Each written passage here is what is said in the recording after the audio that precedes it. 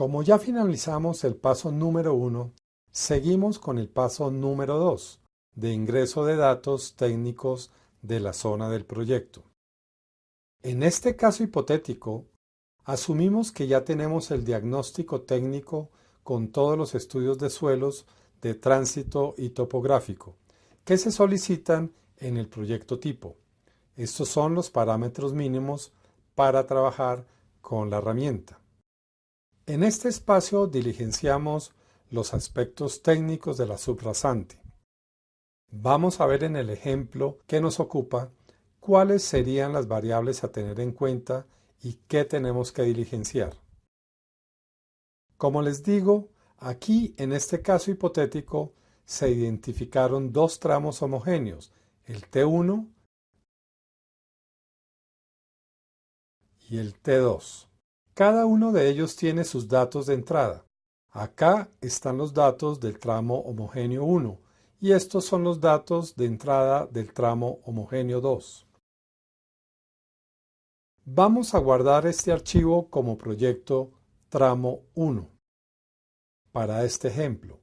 Lo guardamos y empezamos a diligenciar todos los aspectos técnicos que se tienen en cuenta para el tramo 1.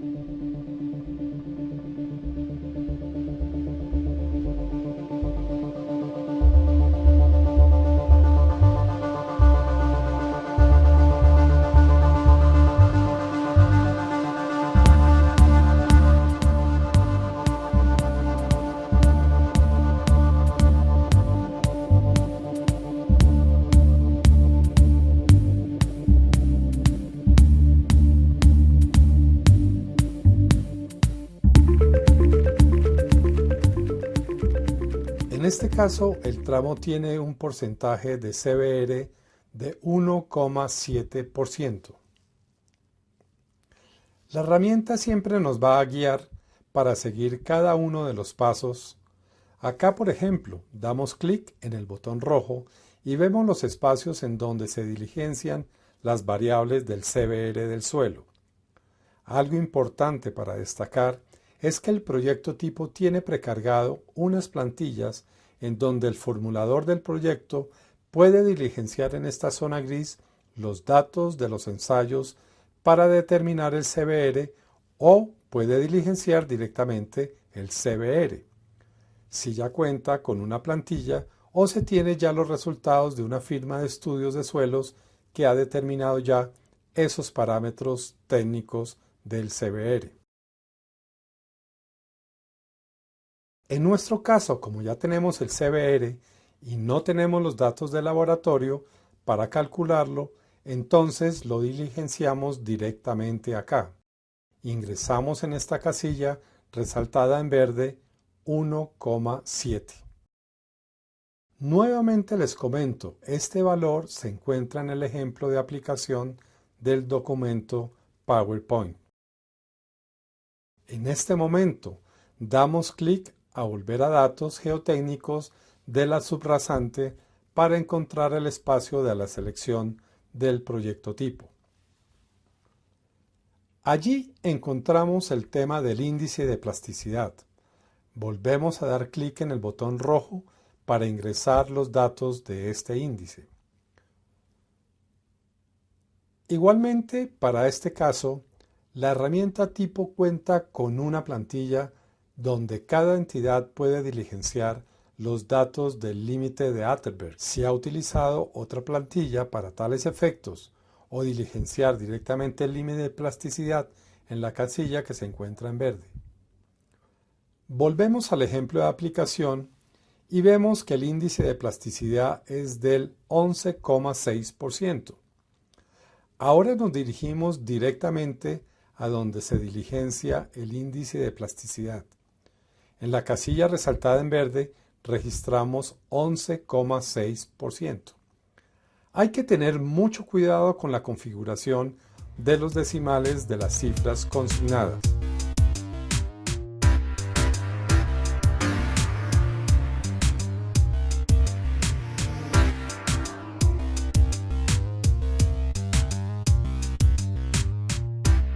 Damos clic en volver a hoja de control.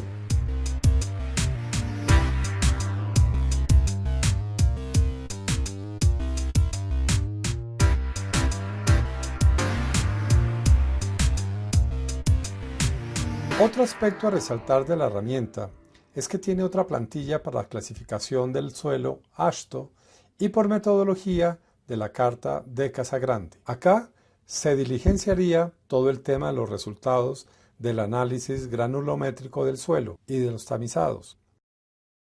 Los datos se podrían ingresar directamente acá para determinar los límites líquidos, el límite plástico y el índice de plasticidad. Según la clasificación de la Universal de Suelos, es un suelo de partículas finas con finus y una arena limosa. Según clasificación AASHTO, es una A2-4 grava y arena arcillosa o limosa. Como vemos en la imagen de temas geotécnicos, ahí se clasifican los contenidos de gravas, arena fina, arena gruesa y finos en el suelo objeto de estudio. Continuamos con el diligenciamiento de las variables de entrada que aparecen en el ejemplo de aplicación. En este caso, la variable es de 28 grados de temperatura, la condición de humedad, árido, y la condición climática, cálido. Ingresamos por consiguiente el valor 28 para la temperatura media anual promedio en grados centígrados. Desplegamos las diferentes variables de condición de humedad. Escogemos árido entre otras opciones como semiárido, subhúmedo, húmedo y superhúmedo. Ingresamos en este caso árido. Desplegamos las diferentes variables de condición climática por temperatura. Escogemos cálido entre templado y frío. Volvemos al ejemplo de aplicación para buscar si el tramo evaluado presenta zonas de alta pendiente. Ese aspecto está relacionado con si la pendiente longitudinal es mayor al 10%, porque la herramienta también evalúa los tramos que deberían contar con placa huella. Pero ¿cómo evaluamos eso? Con el levantamiento topográfico, precisamente con el perfil longitudinal del terreno. Nuevamente vemos que en el ejemplo de aplicación hay secciones del tramo vial del proyecto con pendiente longitudinal mayor al 10%. En el tramo 1 que va desde K00 más 00 al K04 más 250 está una zona de alta pendiente. Regresamos a la herramienta y ponemos sí en el campo correspondiente a zonas de alta pendiente. La herramienta igualmente nos pide el ancho de la sección transversal, que según las condiciones de este ejemplo es de 6,2 metros. También lo diligenciamos. Todo esto tiene que ver con las cantidades de obra. Luego se solicita ingresar la información sobre la longitud del tramo plano y la longitud de alta pendiente de ese tramo homogéneo. Esta información está en el ejemplo de aplicación. Como vemos, el tramo de alta pendiente es de 2,1 kilómetros o 2.100 metros y el tramo de pendiente menor al 10% es de 2,15 kilómetros o 2.150 metros. Estos valores los diligenciamos en la herramienta. La longitud total del tramo homogéneo 1 es 4.250 metros, la cual calcula directamente una vez se ingresan los valores de los tramos de alta pendiente y el plano.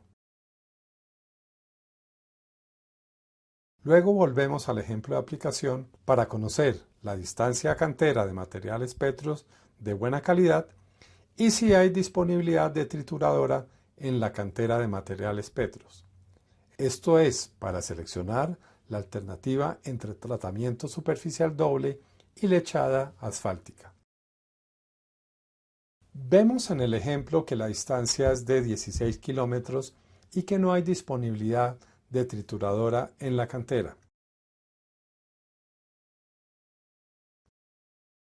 Como ven, se despliega la alternativa de sí o no.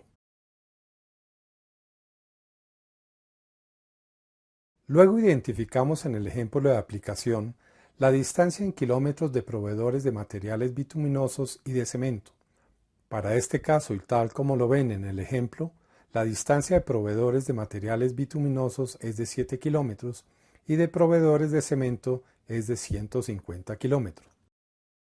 Asimismo, la herramienta solicita diligenciar el estado de las obras de drenaje, cunetas y alcantarillas, las cuales, de acuerdo con el ejemplo de aplicación que estamos viendo, éstas se encuentran en mala condición.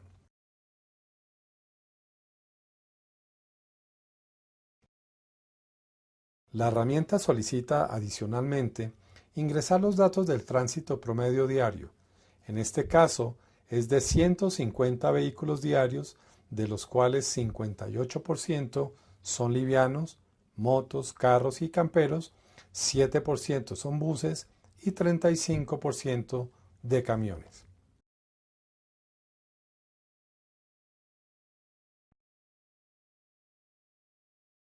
Una vez se finaliza el ingreso de estos datos, la herramienta nos solicita si se evidencia paso de camiones de más de 3 ejes.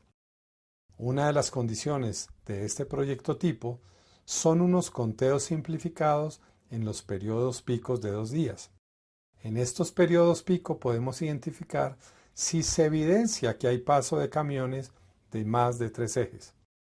Esta pregunta es importante porque a partir de esta tipología de camión, la estructura de pavimento tiene más requisitos estructurales por el mismo daño que genera el tránsito de este tipo de camiones por las vías terciarias.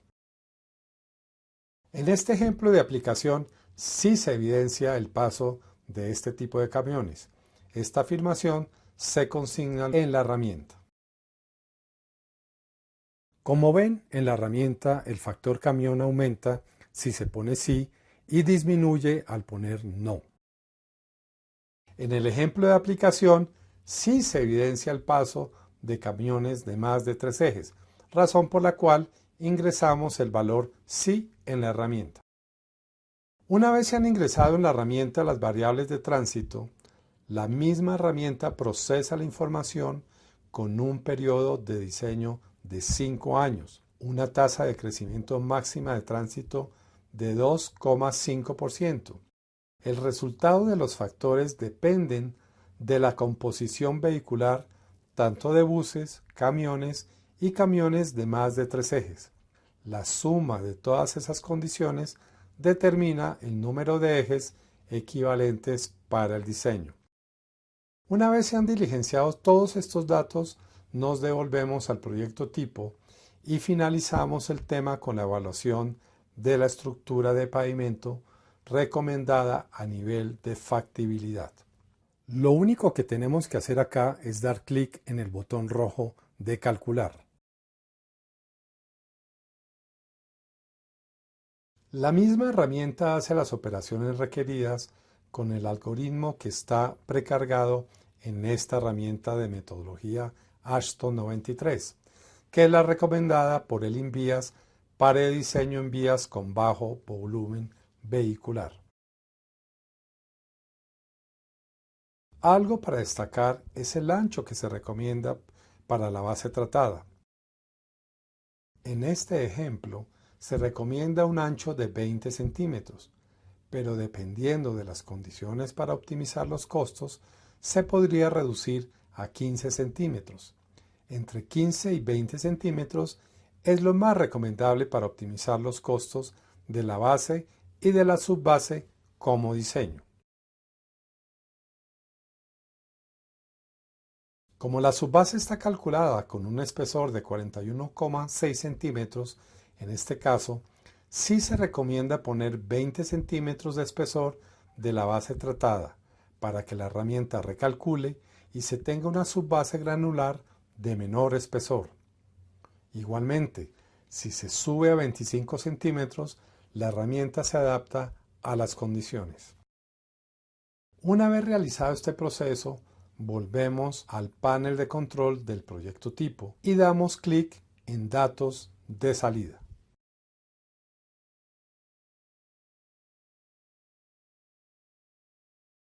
¿Qué tenemos acá? El espesor y el cálculo del diseño de la alternativa seleccionada. Como vimos anteriormente, un CBR de 1,7% es bastante bajo. Es un suelo de condiciones de muy baja capacidad de soporte, seguramente un suelo muy arcilloso, por lo que la herramienta, adicionalmente de calcularnos la alternativa y la estructura de pavimento seleccionada, nos dice cuándo mejorar en subrasante. En este caso son 19,2 para alcanzar un CBR de 4%. El INVIAS tiene dos tipos de metodologías: mejoramiento en esos 19,2 centímetros con rajón o con reemplazo de material. Ya sobre esa plataforma de 4 centímetros que se encuentra acachurada, se pondría la subbase granular, que es de 34,5 centímetros. En el documento técnico de proyecto tipo se profundiza el tema de cómo y cuáles son las especificaciones de INVIAS para la subbase granular. Acá aparece la alternativa para una base estabilizada con emulsión asfáltica de 20 centímetros y un espesor estándar de lechada asfáltica de 3 centímetros. Ese espesor del tratamiento superficial es estándar debido al tamaño de las partículas, tanto para la lechada asfáltica como para el tratamiento superficial doble.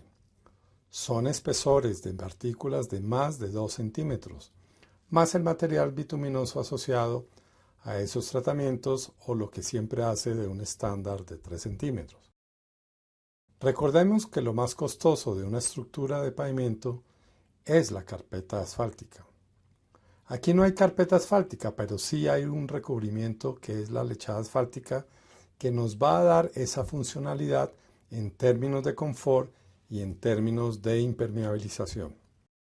Estructuralmente lo que está trabajando es la base estabilizada y la subbase granular. Ahí estamos ahorrando el costo de la capa de la carpeta asfáltica, que por lo general es de 5 a 7 centímetros, y acá lo reemplazamos por un tratamiento superficial adaptado a vías terciarias. Una vez terminamos el ingreso de todos estos datos, guardamos la información en el archivo Excel denominado Proyecto Tramo 1.